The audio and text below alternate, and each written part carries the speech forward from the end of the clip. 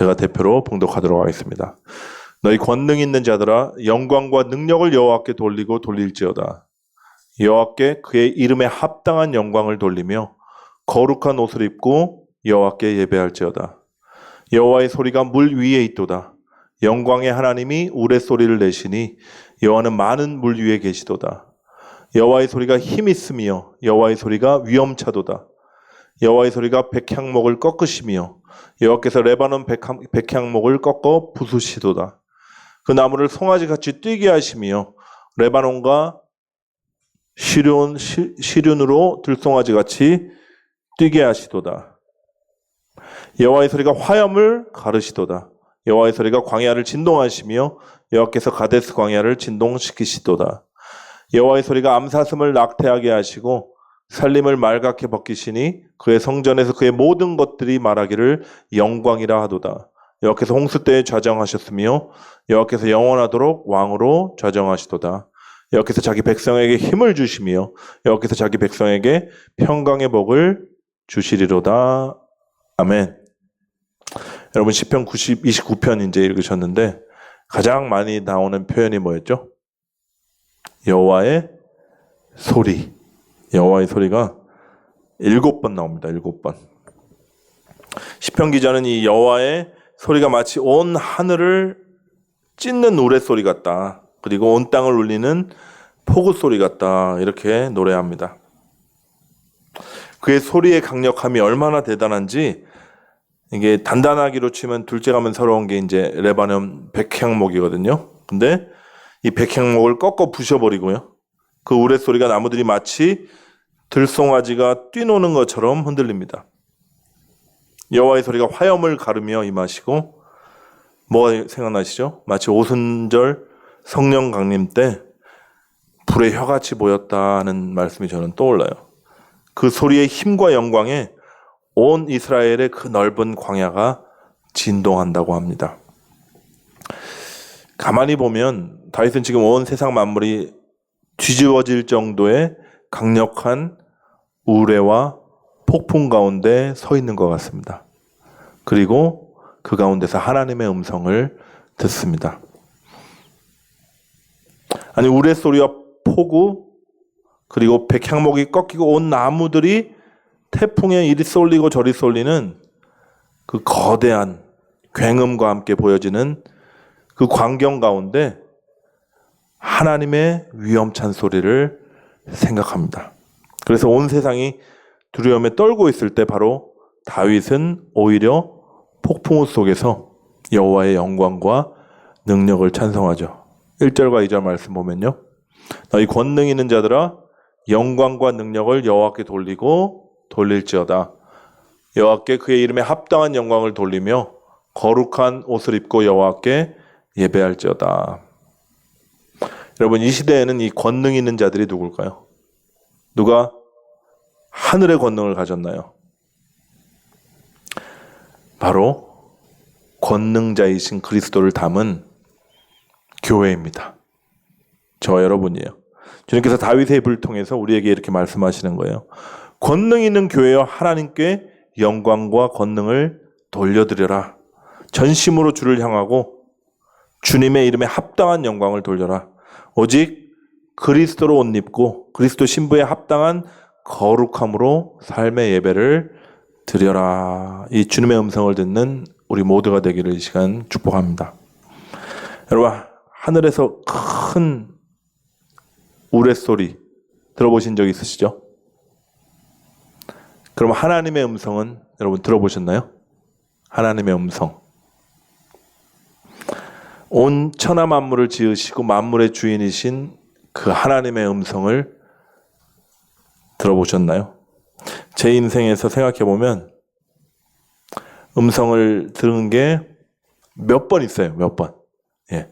고등학교 때 한 번, 대학교 때 신나게 놀고 있는데 하나님이 산으로 끌고 가셔가지고 무슨 말씀을 하나 주셨고 뭐 그렇게 한 3-4번 정도 되는 것 같습니다. 뭐 귀에 육성으로 이렇게 들린 건 아니고요. 예, 마음속에 이렇게 무슨 말씀이 떠올라요. 예, 말씀하시는 것 같긴 한데 제 영이 분명히 알아요. 이건 하나님이구나. 근데 여러분, 한 인생에 하나님의 음성이 한번 들리잖아요. 그 자리에 꼬꾸라집니다. 삶이 뒤집어진다는 표현이 적합할 정도로 정말 그 능력과 영광에 압도돼 버려요. 근데 여러분, 우리는 하나님의 음성을 매일 들을 수가 있을까요, 없을까요? 있습니다. 고민하시는 표정 들으시는데 있어요. 하나님의 말씀을 우리가 읽고 들으면 돼요. 그렇게 주님의 음성을 듣잖아요. 그럼 주의 약속대로 갇힌 자가 자유케 되고, 병든 자가 치유되고, 죽은 자가 살아나는 역사가 일어나게 됩니다. 진실로 진실로 너희에게 이르노니 죽은 자들이 하나님 아들의 음성을 들을 때가 오나니 곧 이때라. 듣는 자는 어떻게 된다고요? 살아나리라. 우리는 폭풍과 몰아치는 상황 처하고 우레소리가 진동하는 환경에 있으면 두렵기 마련인데, 우리 그리스도인들은 두려워할 자들이 아닙니다. 그럼 뭘 두려워해야 되죠? 하나님의 말씀에 떠는 자들이에요. 다윗처럼 인생의 폭풍 가운데서 우리가 절망하지 않고 두려워하지 않는 것은 그 가운데서 하나님의 음성을 듣기 때문입니다. 하나님의 말씀에 떠는 자가 누굴까요? 하나님을 경외하는 자들이에요. 그리고 하나님만을 두려워하는 자들입니다. 세상을 두려워할 필요가 없어요. 이런 사람들이 바로 하나님의 백성들이고 하나님의 자녀들입니다. 감사한 것은 하나님께서 이런 자녀들을 돌보신다고 이사야서에 이렇게 약속하셨어요. 우리 너무 잘 아는 말씀이죠. 외워도 되고 봉독하셔도 됩니다. 시작. 나 여호와가 말하노라. 내 손이 이 모든 것을 지었으므로 그들이 생겼느니라. 무릇 마음이 가난하고 심령에 통회하며 내 말을 듣고 떠는 자, 그 사람은 내가 돌보겠다. 여러분, 폭풍우가 몰아치고요, 홍수로 물이 넘쳐나도 흔들리지 않는 것이 있습니다. 하늘 보좌는 흔들리지 않아요. 그분은 하늘과 땅을 지으신 분이고, 저 말씀처럼 모든 것을 창조하신, 그리고 만물을 다스리시는 왕이십니다. 예수님 보여주셨잖아요. 주님의 말씀 한마디면 미친 듯이 날뛰던 파도도 잔잔해지고 바람도 그치는 것입니다. 우리 주님은 폭풍우 속에서도 우리에게 평강의 복을 주시는 하나님이세요. 본문 10절과 11절 말씀입니다. 여호와께서 홍수 때에 좌정하셨으며 여호와께서 영원하도록 왕으로 좌정하시도다. 여호와께서 자기 백성에게 힘을 주시며 여호와께서 자기 백성에게 평강의 복을 주시리로다. 아멘. 기독교 역사 속에 이 폭풍우를 만난 사람들 얘기가 아주 유명한 얘기가 있어요.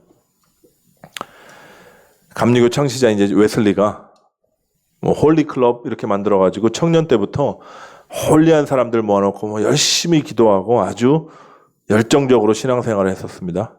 그 열정이 넘쳐 흐르다 보니까 신대륙 산다는 인디안들을 내가 구원해야겠다 하는 마음으로 넘어온 곳이 여기 서바나예요. 서바나. 열심히 사역했겠죠.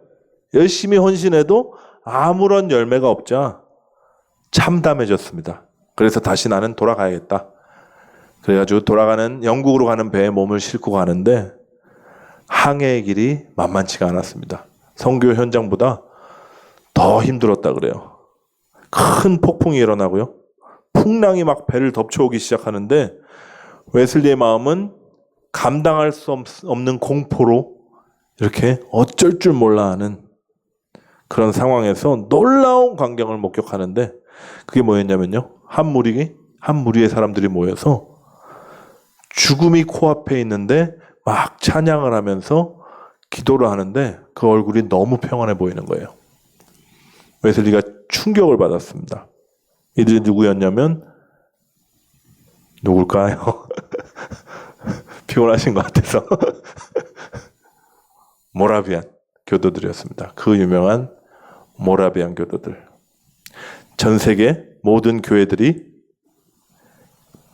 보냈던 선교사보다도 모라비안 교도들이 100년 동안 보낸 선교사와 그 선교 사역이 훨씬 크다고 할 정도로 엄청난 족속들이 있었습니다. 진젠베르크 백작 밑에서 이제 큰 성령 체험을 한 무리가 이제 시작이 됐는데, 그 모라비안 교도들이 죽음의 공포가 전혀 없이 주님을 찬양하고 있는 거예요.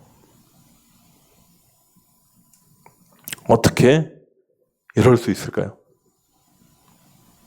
정말 어떻게 죽음이 코앞이고 죽음에 대한 두려움이 당연히 있는 것이 인지상정인데 이들은 어떻게 평안할 수 있었을까? 주님 때문입니다. 그들을 삼킬 듯이 다가오는 파도를 보는 것이 아니라 그들은 자신들 안에 계신 주님을 바라봤어요. 그리고 그 주님께서 바람과 바다를 잔잔케 하시는 그 주님의 강력으로 그 마음속에 일어나는 온갖 폭풍과 두려움을 잠잠케 하셨습니다. 여러분, 전 세계가 지금 난리예요. 전쟁의 소문과 온통 난리의 소문으로 요동치고 있습니다. 이제 기후가 너무 이상해져가지고 어떠한 재해가 일어나도 놀랍지 않을 정도의 상황까지 왔습니다. 여러분의 삶은 어떠십니까? 질병이라는 폭풍 속에 계신가요? 아니면 경제적인 위기나 아니면 관계의 어려움 때문에 마음이 요동치고 계신가요? 그것도 아닌데 늘 마음속에 어떤 염려와 불안감이 엄습해오고 평강이 없으신가요? 여러분 안에 계신 그 주님을 바라보십시오. 모라비아 교도들처럼 상황과 환경을 보는 것이 아니라 그 너머에 계신 그 모든 폭풍을 잠잠케 하실 수 있는 예수 그리스도를 바라보시고 그분의 음성을 들으십시오. 우리 안에 그리스도가 계십니다. 아멘. 그분은 우리의 처지도 다 아시고 우리의 아픔도 다 아시고 우리의 작은 신음까지 다 들으신다. 성경은 그렇게 말씀하십니다. 또한 그분은 모든 폭풍우를 잠잠케 하시며 모든 상황을 역전시키실 수 있는 전능하신 하나님이십니다. 근데 더 감사한 것은 그분이 저와 여러분을 너무 사랑하신대요. 비록 개인적인 고통의 터널이 언제 끝날지 우리가 모르지만 주님이 함께 하신다는 것은 여러분 믿으시죠? 세상이 더 어두워지고 정말 어떠한 폭풍이 몰아칠 것 같은 상황이 될지 모르겠지만 모든 것이 전능자 하나님의 손에 있음을 여러분 믿으십시오. 결론은 이미 났습니다. 우리는 하나님의 뜻이 이루어질 것이고 최후 승리가 우리의 것이 될 것이라는 것을 완전히 알아요. 오직 의인은 믿음으로 말미암아 살리라 말씀처럼 매일 여러분에게 주어지는 하루를 믿음으로 사시기를 시간 축복합니다. 우리 앞에 높은 산이 있을 때도 있고 질병이라는 큰 폭풍우가 몰아칠 때도 있고 우레소리가 귀를 쩌렁쩌렁 울릴 때도 있지만 그 가운데 주님의 음성을 들으십시오. 평안하라. 평강이 너희에게 있을지어다. 내가 주는 평안은 세상이 주는 것과 같지 않다. 이 음성이 들려오면 되는 거예요. 우리 주님 한 분만으로 넉넉히 승리하시며 또한 모든 세상을 이기시는 그 가운데서도 평강의 복을 누리시는 우리 모두가 될 것을 저는 믿습니다. 이 시간 함께 찬양과 기도로 다시 나갈 텐데 이렇게 기도했으면 좋겠어요. 주님 말씀하시옵소서. 주님 말씀이 들려올 때 주님을 경외함이 회복되게 하셔서 주의 말씀에 떨게 하소서. 주님의 사랑의 음성에 가슴이 다시 떨리게 하여 주시옵소서.